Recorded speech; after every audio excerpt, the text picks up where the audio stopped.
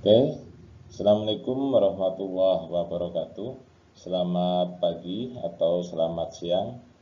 Materi pertemuan ke-5 etika bisnis pada kesempatan hari ini adalah masuk pada bab 3, yaitu tentang konsep etika bisnis. Jadi, etika bisnis ini didasari oleh satu pemikiran bahwa etika mencerminkan hal-hal yang baik sehingga harus diterapkan, harus dilaksanakan, harus dipraktekkan dalam kegiatan bisnis. Karena bisnis itu ruang lingkupnya biasanya adalah aktivitas dalam dunia usaha atau dalam perusahaan, maka konsep etika bisnis ini tercermin dalam budaya perusahaan. Jadi perilaku keseharian yang ada di perusahaan itu mencerminkan etika yang bersumber dari budaya yang memang sudah melekat di dalam perusahaan. Tentu saja budaya perusahaan ini harus diciptakan, harus dikonsepkan, harus disusun sedemikian rupa supaya bisa menjadi pedoman oleh seluruh karyawan perusahaan. Nah, berbeda dengan budaya yang timbul di masyarakat atau adat istiadat di masyarakat, sangat mungkin itu muncul dari waktu ke waktu dalam rentang yang sangat lama, mulai dari nenek moyang kita sampai kepada saat ini. Dan bisa jadi budaya yang ada di masyarakat itu berubah-ubah ya, baik mengikuti perkembangan zaman ataupun mungkin mengikuti adanya pengetahuan-pengetahuan baru yang berkembang dalam dunia, terutama di masyarakat. Nah, menurut Kotler ya, bahwa budaya perusahaan merupakan karakter ya atau sifat ya dari perusahaan. Ini mencakup pengalaman ya, cerita-cerita, kepercayaan yang ada di perusahaan, kemudian norma-norma bersama yang dianut ya oleh seluruh karyawan perusahaan. Nah, berbagai macam praktek-praktek budaya perusahaan ini dapat dilihat ya dari cara bekerja, cara berperilaku karyawannya, termasuk juga bagaimana cara perusahaan menyikapi berbagai masalah yang menimpanya. Ini mencerminkan budaya dari perusahaan. Misalnya adalah cara berpakaian ya. Cara berpakaian itu bisa jadi ya mencerminkan apa yang menjadi budaya perusahaan ya. Mungkin pada hari Senin ya perusahaan membuat kewajiban agar seluruh karyawan berpakaian seragam ya, seragam yang dibuat oleh perusahaan, misalnya dengan baju pendek, lengan pendek, kemudian celana yang rapi, baju dimasukkan ke celana ya, kemudian mungkin pakai dasi dan seterusnya ya.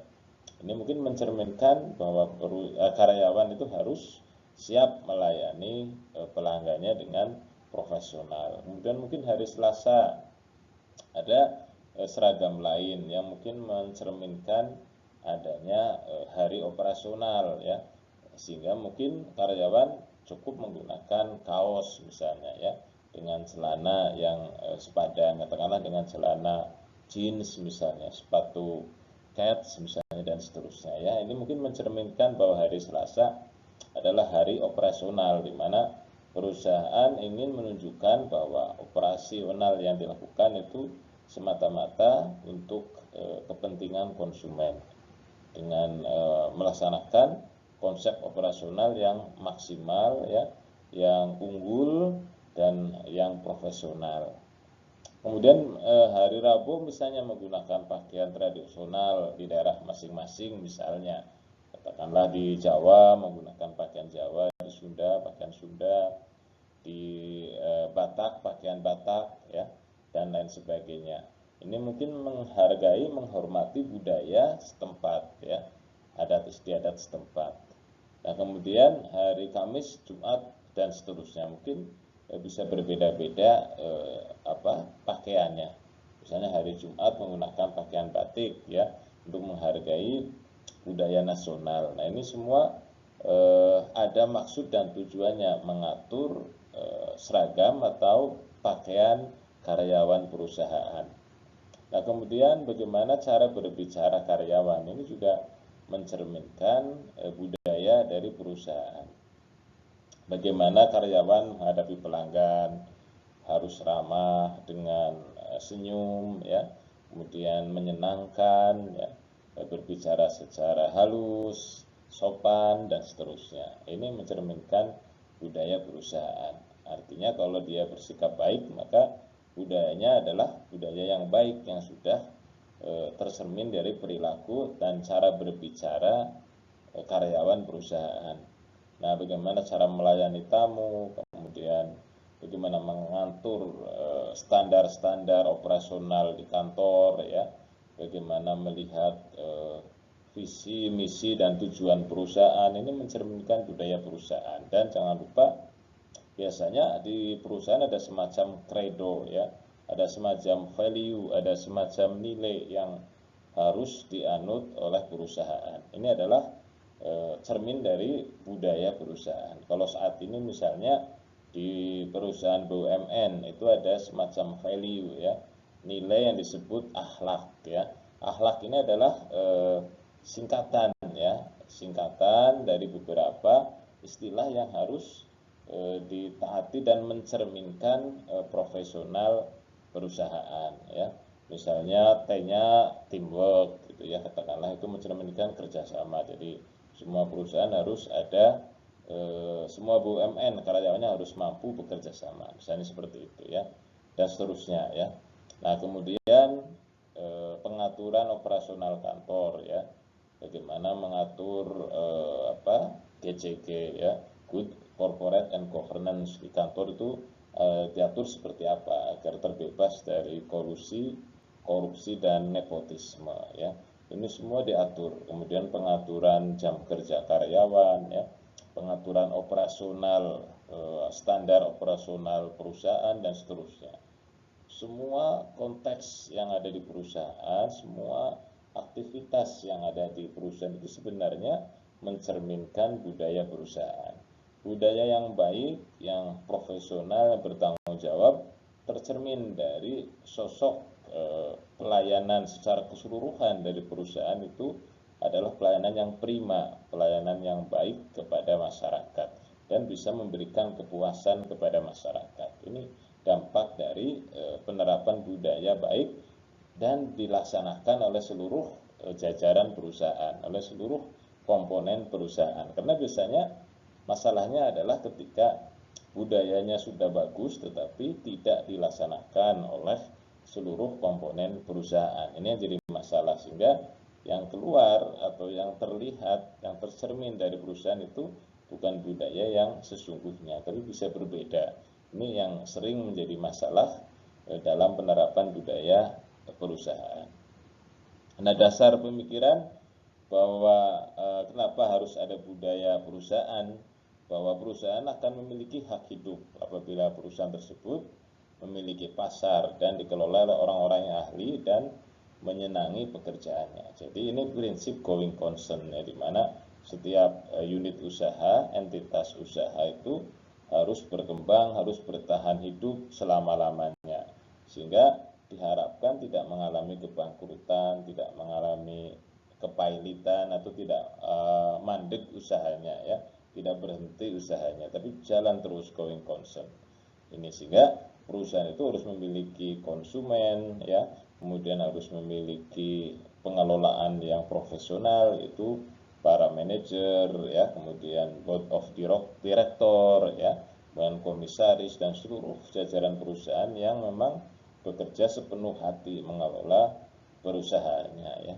Nah, agar perusahaan tersebut going concern, maka ada beberapa masalah yang dihadapi ya. Pertama adalah masalah internal ya, itu biasanya adalah karyawan ya. Ini sebuah hal yang lumrah yang terjadi di perusahaan, di mana karyawan itu menuntut hak-haknya seluruhnya terpenuhi, sementara perusahaan ada batasan-batasan, ya, sehingga tidak bisa memenuhi seluruh hak-hak atau keinginan karyawan, ya. Kemudian yang kedua adalah acap kali karyawan menyampaikan atau menuntut hak-haknya, tetapi kewajibannya tidak dilaksanakan secara maksimal misalnya. Ini akan menjadi problema, ya, akan menjadi masalah yang sering muncul dalam hubungan antara pekerja atau karyawan dengan pemberi kerja atau perusahaan.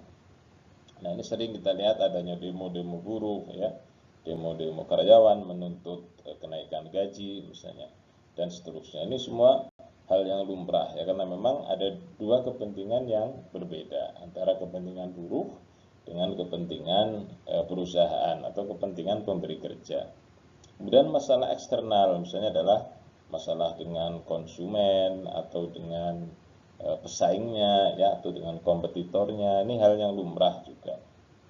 Masalah dengan konsumen ini merupakan hal yang sangat krusial, ya, hal yang sangat sensitif, sehingga kita harus menjaga ekstra keras agar konsumen itu tidak kecewa dengan perusahaan, agar konsumen bisa puas dengan layanan perusahaan. Nah, kemudian bagaimana cara mengelolanya? Tentu ada manajemen, ya, penanganan keluhan pelanggan agar pelanggan tidak merasa dikecewakan. Nah, kemudian masalah dengan pesaing atau kompetitor ini juga hal yang lumrah dan biasa terjadi, ya, karena memang pesaing pasti akan selalu berusaha untuk bisa memenangkan persaingannya dengan berbagai cara. Nah, misalnya dengan tarif, ya, kemudian mungkin dengan titik layanan yang lebih dekat dengan pelanggan dan seterusnya. Ini semua harus dihadapi dengan smart, ya, harus dihadapi dengan cerdas sehingga perusahaan bisa memenangkan persaingan. Nah, yang ketiga adalah masalah lingkungan, misalnya gangguan keamanan, ya, di dalam kompleks usahanya, atau mungkin ada masalah dengan masyarakat, ya, terhadap sifat usaha seperti yang tugas kemarin kita laksanakan, kita kerjakan, ya, di mana ada masalah perusahaan dengan masyarakat, ya, terutama adalah polusi hasil dari produksi semen yang menyebabkan polusi pada masyarakat. Ini adalah masalah lingkungan dan itu banyak sekali terjadi dalam perusahaan-perusahaan, sehingga disinilah konsep etika bisnis harus bisa menyelesaikan seluruh masalah yang terjadi, tentu dengan pendekatan-pendekatan yang baik, ya, yang beretika, yang bisa memberikan solusi jalan tengah terbaik, ya, untuk seluruh pihak yang terlibat dalam masalah ini. Nah, ada 3 hal yang dapat membantu perusahaan mengatasi masalah yang terjadi, ya. Pertama adalah perusahaan harus menemukan sesuatu yang baru, ya. Ini tentu adalah masalah yang bersifat internal tadi, ya. Jadi kalau kita mempunyai masalah dengan karyawan, ya, kemudian ada hal-hal yang tidak cocok begitu atau karyawan kecewa, maka perusahaan harus bisa menemukan sesuatu yang baru yang bisa menyenangkan karyawannya. Misalnya ada pemenuhan sebagian tuntutannya, ya. Kemudian di sisi lain ada kewajiban-kewajiban yang harus dilakukan oleh karyawan dan seterusnya, ya. Kemudian yang kedua, mampu menemukan yang terbaik dan berbeda. Ini menghadapi masalah misalnya dengan pelanggan, dengan pesaing, ya. Itu kita harus bisa menciptakan produk-produk yang memang terbaik, ya, yang kualitasnya bisa mengatasi seluruh pesaing, ya.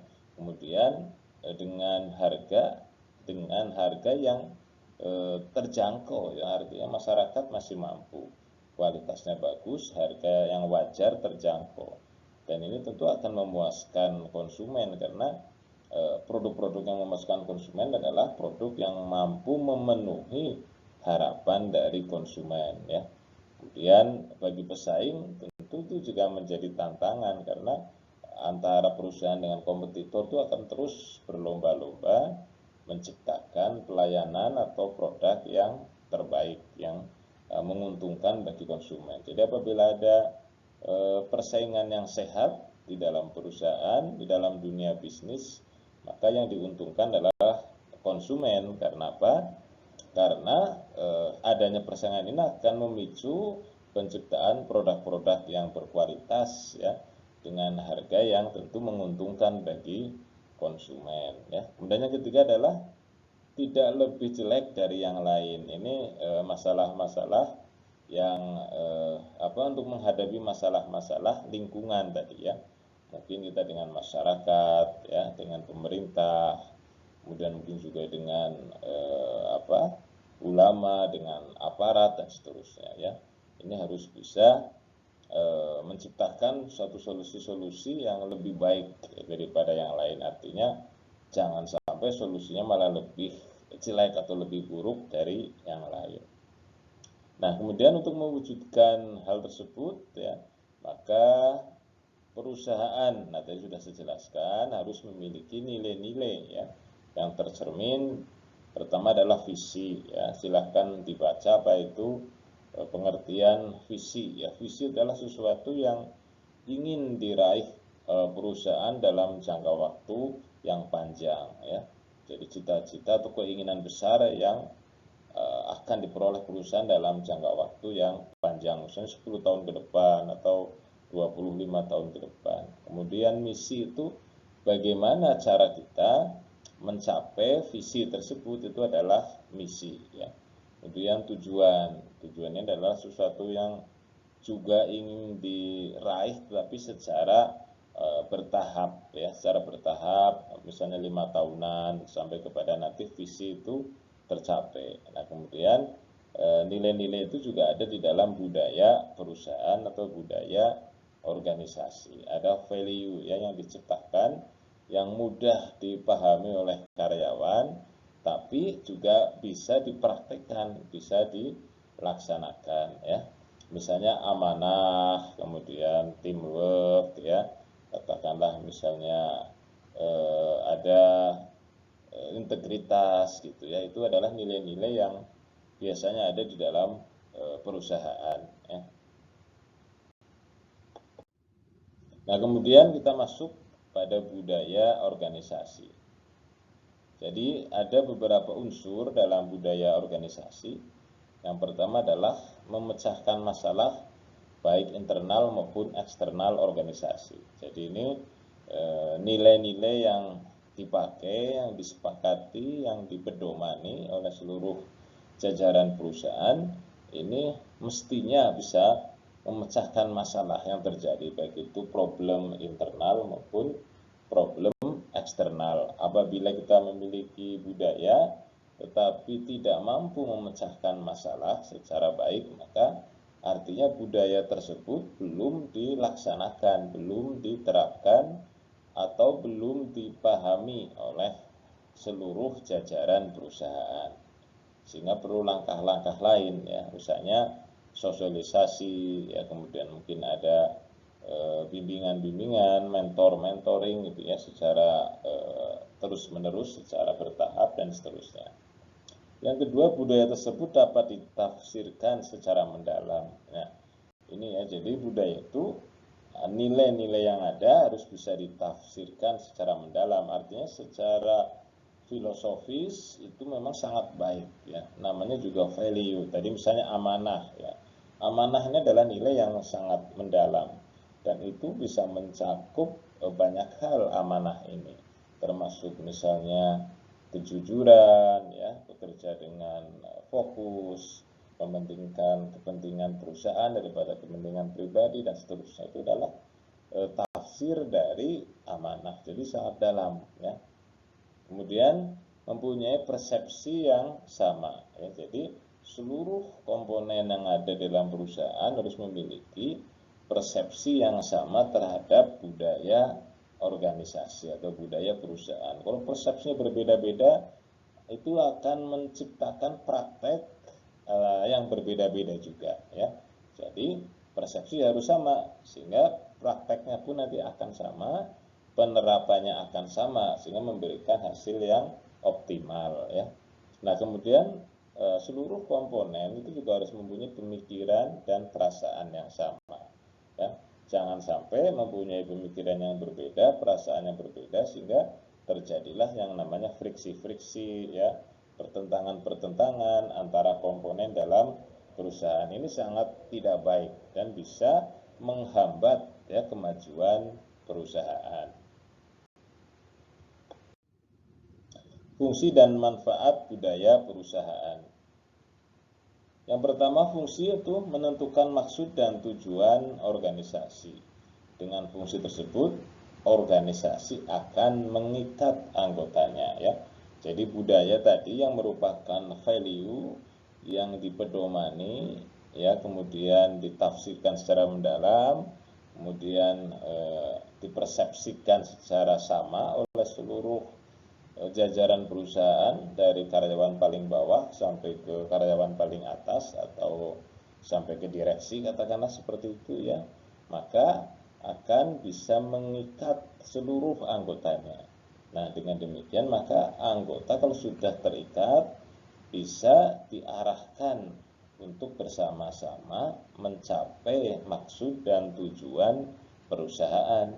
Karyawan bisa diajak, diarahkan, digerakkan untuk menciptakan tujuan perusahaan. Tidak ada pertentangan, tidak ada boikot, tidak ada duri dalam daging, ya, dan seterusnya. Semuanya fokus pada penciptaan tujuan perusahaan.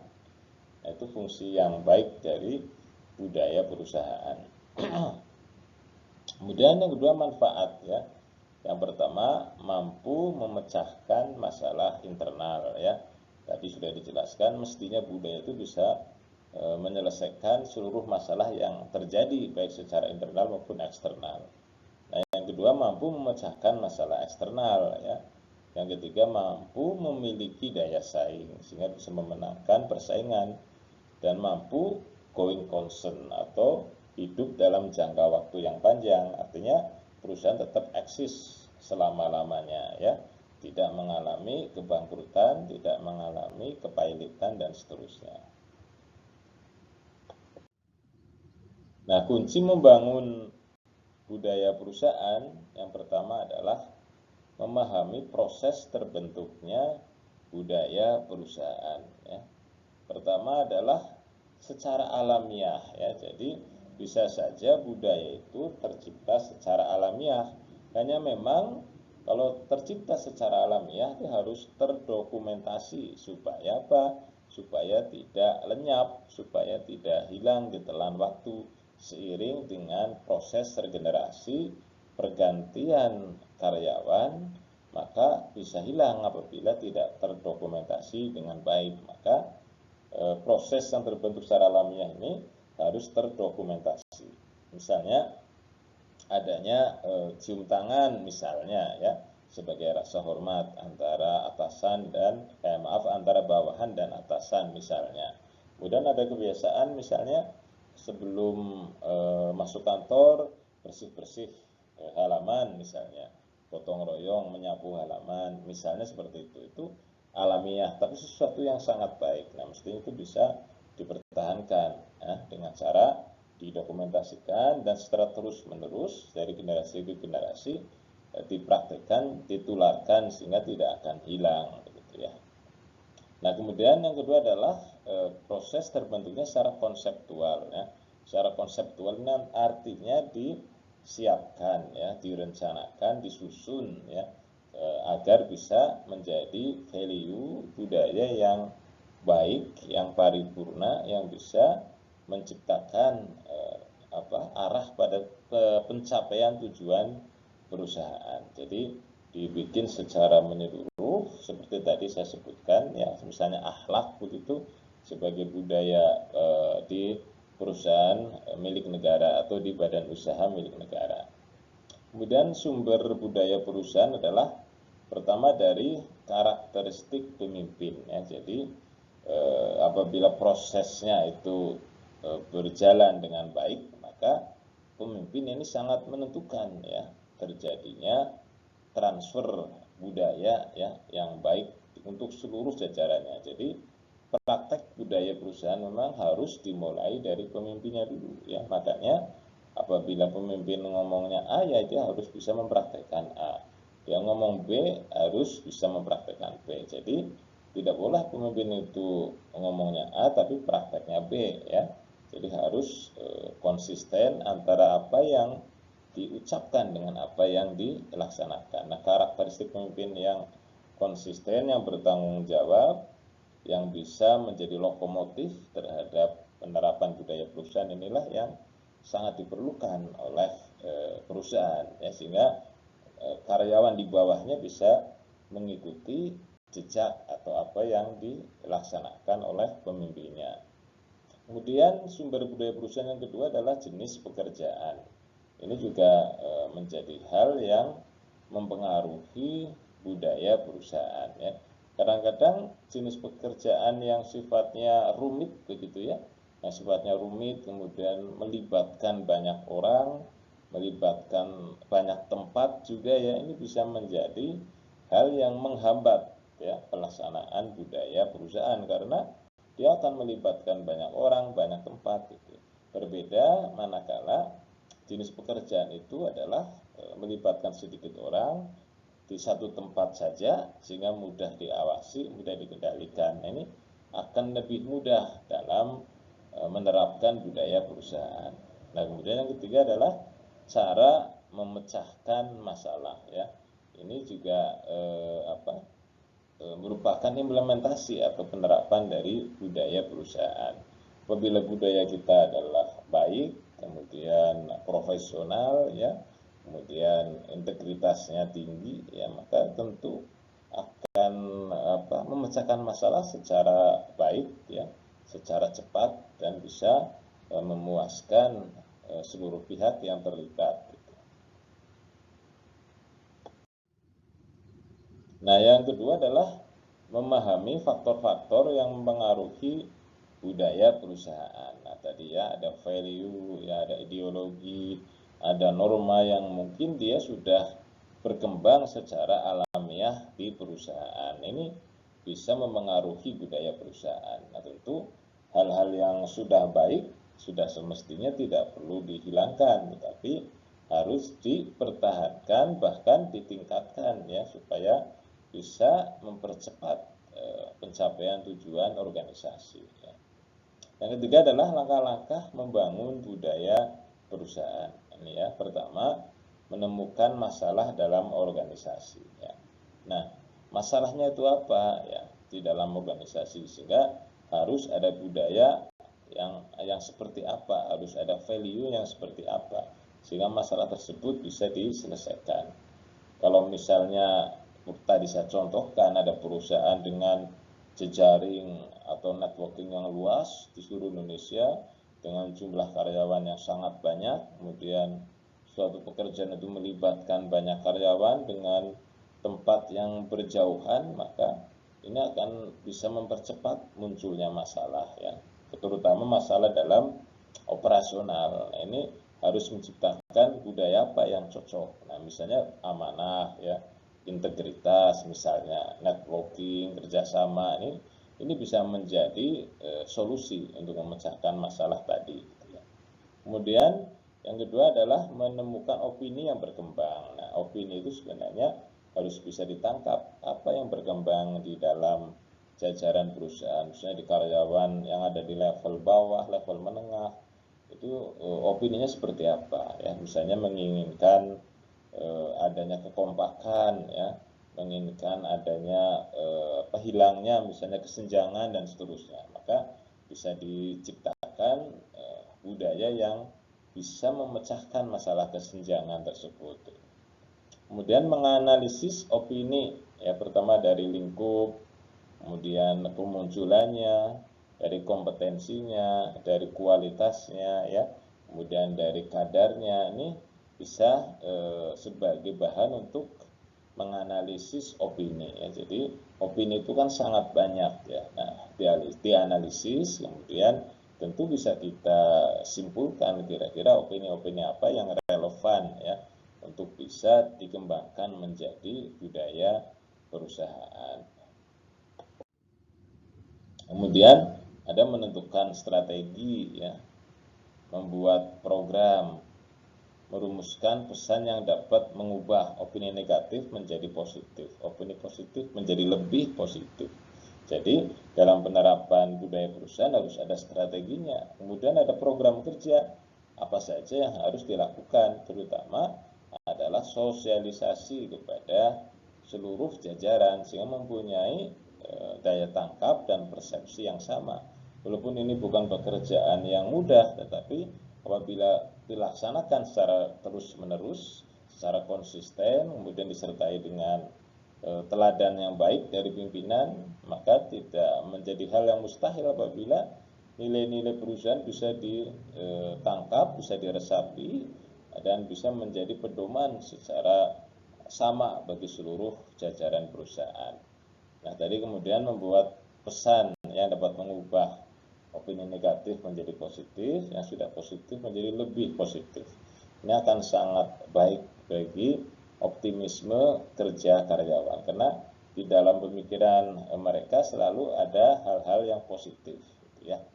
Kemudian yang ketujuh, menciptakan opini baru yang positif. Ini bisa tercermin dari image individu, image unit, ya, image korporat, dan seterusnya. Jadi apa yang ada di dalam pemikiran di benak karyawan, di benak unit kerja, itu apabila budaya sudah bisa masuk, meresap dengan rata kepada seluruh jajaran dan ditangkap dengan sama, maka image bisa berubah. Yang tadinya mungkin image-nya negatif bisa menjadi positif. Tadi, ya, yang image-nya sudah positif bisa lebih positif lagi. Kemudian dampaknya adalah ada semangat kerja, ya, ada kebanggaan bekerja, kemudian ada semacam gairah gitu, ya, untuk bisa bekerja secara maksimal untuk memajukan perusahaan.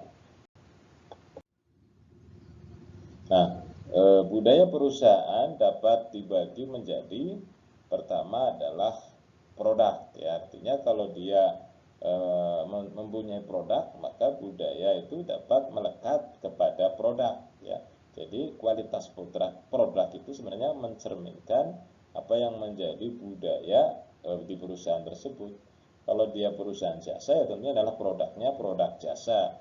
Kalau dia perusahaan manufaktur, ya produknya produk barang, misalnya seperti itu tercermin di situ, ya. Katakanlah misalnya di dalam perusahaan jasa, maka tercermin bagaimana pelayanannya, kemudian bagaimana jasa itu bisa disampaikan, dideliver secara sempurna sehingga menyampaikan nilai-nilai yang baik kepada pelanggannya, ya. Kemudian juga pelanggan merasa puas dan seterusnya. Nah, kemudian yang kedua adalah budaya perusahaan yang ada di organisasi. Nah, ini juga penting, ya, karena tadi jajaran organisasi yang berisi manusia-manusia atau karyawan-karyawan itulah yang harus mindsetnya disamakan, mempunyai budaya yang sama, sehingga dalam gerak langkah, dalam cipta karya itu semuanya memiliki tensi yang sama, semuanya bergairah, semangat, berpikir positif, beropini yang baik, ya, sehingga bisa menciptakan suasana yang enak, ya, suasana yang nyaman di kantor, di unit kerja, dan seterusnya. Nah, ini pertama misalnya adalah perhatian pada karyawan, ya. Ada suasana kerja tadi yang nyaman, yang enak, rileks, kemudian karyawan sejahtera, ya. Kemudian perhatian pada tata kerja. Nah, ini prosedur operasi juga dibikin yang bagus, yang sederhana, tetapi bisa mencerminkan kualitas, ya, bisa menjamin kualitas. Kemudian menyangkut pada sistem dan prosedur aturan-aturan kerja, perhatian pada sarana peralatan, semua hal yang menyangkut tata kerja operasional itu harus diperhatikan. Tentu saja termasuk hubungan antar karyawan, hubungan karyawan dengan atasan, ya, hubungan karyawan dengan bawahan, dan seterusnya. Nah, ini adalah beberapa image atau opini, ya, yang bisa terjadi pada individu, ya, misalnya pada karyawan, gitu, ya. Katakanlah misalnya tentang keuletan, ya, kemudian ketelitian, kejujuran, ketegasan, ya, keahlian, kemudian hubungan kemanusiaan, ketakwaan, dan seterusnya. Ini merupakan image yang bisa melekat kepada manusia, perorangan, individu, ya. Apabila itu bisa melekat dengan baik, maka itu akan mencerminkan bagaimana karyawan itu bekerja juga akan dengan sangat baik karena mempunyai karakter value yang sangat baik. Oke, kemudian image di unit, ya, atau di bagian, ya. Itu pertama misalnya tentang pelayanan yang cepat gitu, ya, pelayanan yang baik, kemudian teliti, dan seterusnya. Ini apa, image-image yang bisa diciptakan melalui budaya perusahaan pada unit kerja, ya. Dan ini memberikan suatu hal yang positif tentu bagi pelayanan unit tersebut, ya, kekompakan, pelayanannya cepat, ramah misalnya, ya, baik, ya, teliti, dan seterusnya, sehingga bisa memberikan hal yang baik yang memuaskan bagi pelanggannya begitu. Nah, ini corporate image, ya, opini yang ada di perusahaan, ya. Bisa mulai dari produk, ya, ada beberapa banyak ini, ya, misalnya enak dibaca dan perlu, ini produknya, misalnya menyelesaikan masalah tanpa masalah, ya, ini pegadaian, ya, cepat dan terpercaya, ya, ini misalnya adalah perusahaan kurir, ya, fasilitas sempurna, harga terjangkau, ya, ini misalnya hotel gitu, ya, cara kerja obat tuntas, nah ini misalnya adalah produk farmasi, ya, selera pemberani, nah ini misalnya produk-produk rokok misalnya gitu, ya, ini baru bir, memang mahal tapi bermutu, dan seterusnya. Ini image-image yang memang diciptakan oleh pemilik perusahaan agar bisa ada di benak konsumen, sehingga konsumen itu merasa, wah, ini harus menggunakan produk ini agar seperti ini, nah gitu. Sehingga apabila ingin menyelesaikan masalah tanpa masalah, maka kita harus ke pegadaian. Nah, itu sudah tertanam image tersebut di konsumen, sehingga orang akan mengarahkan ke pegadaian, akan menggerakkan langkahnya ke pegadaian, ya. Nah, ini kemudian berikutnya misalnya murah bermutu, ya, masakan selalu baru, ini restoran misalnya, pelayanan cepat, terpercaya, dan ramah, ini misalnya di perbankan, dan seterusnya, ya. Jadi produk-produk ini akan memberikan image yang positif apabila memang itu positif kepada perusahaan. Jadi budaya itu harus bisa menciptakan image produk yang positif. Nah, kalau budaya itu tidak bisa dipraktekkan, dilaksanakan, maka hasilnya bisa sebaliknya, bisa memberikan atau menciptakan image produk yang malah negatif. Nah, ini sangat berbahaya, ya. Jadi hati-hati, kita harus memastikan bahwa budaya ini bisa dilaksanakan dengan baik oleh seluruh jajaran perusahaan. Kemudian image organisasi, ini misalnya kesejahteraan terjamin, ya, karyawannya itu jujur, religius, antusias, kompak, berwibawa, tidak bisa diajak berbuat jahat, dan seterusnya. Ini harus diciptakan budaya-budaya ini. Nah, ini akan memberikan kebanggaan kepada karyawan manakala ada image-image yang positif di perusahaan. Misalnya, katakanlah kalau kita berbicara tentang katakanlah Bank Indonesia, misalnya, terbersit bahwa gajinya gede, karyawan sejahtera misalnya, ya. Kemudian misalnya kalau kita berbicara tentang PT Pos misalnya, itu karyawannya antusias, kompak, dan seterusnya. Jadi harus bisa menciptakan budaya yang nanti akan dipraktekkan oleh karyawannya dan akan memberikan dampak berupa image yang positif terhadap pihak-pihak yang menggunakan perusahaan tersebut, ya, terutama tentu adalah konsumennya. Nah, kemudian misalnya pantang tolak tugas, ya, pantang kerja tak selesai misalnya gitu, ya, tanggung jawab sosial tinggi, masa depan cerah, karir terjamin. Ini hal-hal yang positif, ya, yang tentu akan memberikan kebanggaan bagi karyawan yang bekerja di perusahaan tersebut, ya. Ini konsep budaya yang dampaknya sangat luas ya. Tidak saja berdampak kepada internal tapi juga eksternal. Dan ini menjadi hal kunci ya, faktor kunci untuk bisa menciptakan budaya yang pas bagi perusahaan, dan tentu saja budaya tersebut harus bisa dipraktekkan. Nah, supaya bisa dipraktekkan oleh seluruh jajaran, maka budaya tersebut harus dapat tersosialisasikan, dipahami secara sama,